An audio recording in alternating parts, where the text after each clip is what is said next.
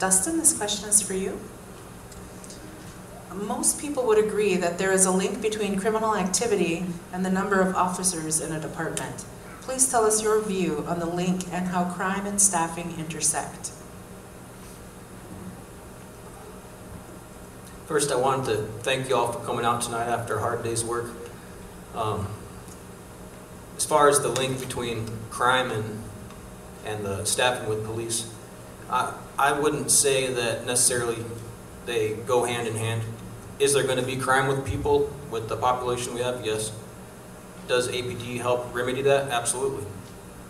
With the crime that we have right now, we need to have a solidly staffed APD unit, and in order to maintain that quality staff, we need to continue to give them benefits and wages that we can continue to recruit troops to keep them staffed.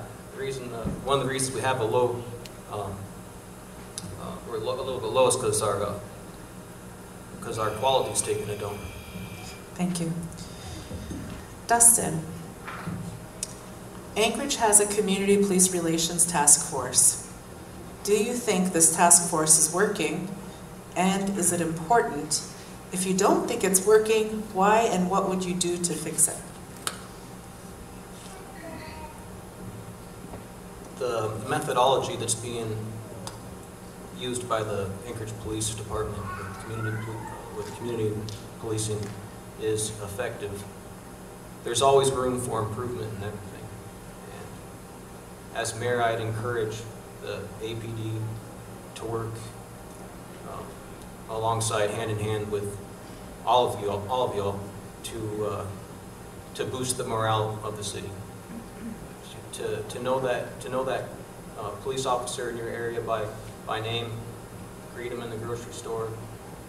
Not that you may already do that, but just to build that warm, fuzzy feeling of we live in a pretty decent sized town, but just to build that warm, fuzzy feeling of a more small town feel, and to keep communications open, transparency on both sides with public input.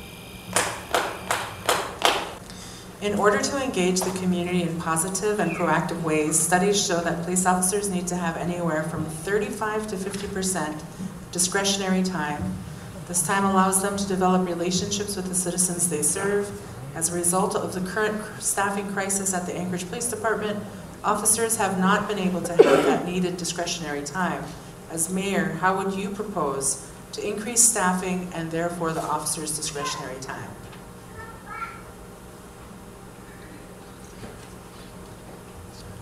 We got to start getting creative and thinking outside the box. I got to be straight up with you. Money's not just flying out of the sky, for us to spend at will. For us to come together as a community, we're going to have to dig deep, and I'm all about volunteerism. When we're good to reach these, to bridge the gap between the community and the APD, it's going to be about digging deep and doing stuff like we didn't do before. We're going to need creative ideas to get through what we're coming to.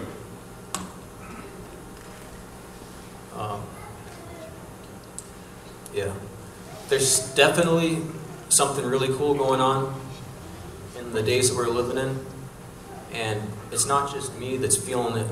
I feel like it's spreading all over town, and I feel like that the ideas inside of all your guys' hearts are coming to the surface, and I look forward to hearing them when I serve you as mayor. Dustin, the APD has had to reduce its number of property crimes detectives in half. A common understanding of those in the criminal justice system is that often people associated with thefts and burglaries are engaging in the behavior to help support illegal drug habits. What are your views of the overall effects property crimes have on our community? I was led to tell you all about this program called Teen Challenge. I know this guy named Todd White, and he was hooked on meth, crystal meth, and during a drug deal he got shot at point blank with a 9mm gun, and he found that God told him that he stopped those bullets and he didn't die, and now he's preaching the gospel all over the world. His name's Todd White, and I've never seen a guy like him before, just so on fire for the Lord. But as far as drugs and thefts, yes, when you get possessed by things that are making you do like atrocities and evil, I completely do not tolerate that, and which is one of the reasons we do need to in fact have a solid police force, which we do have. APD's the most. I know him. I work with him. Thank you. As mayor, I'm curious how you plan to incorporate mental health and behavioral health services as an avenue for addressing violence in Anchorage.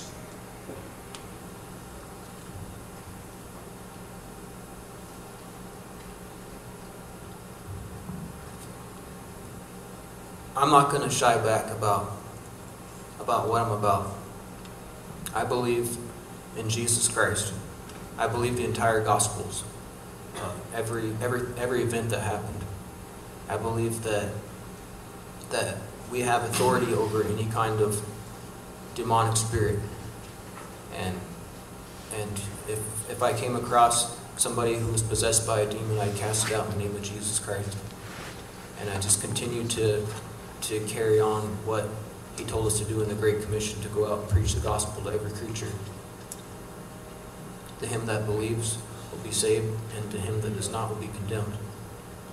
I can't say anything else that we need more in the time that we're living in than the good news of Jesus Christ.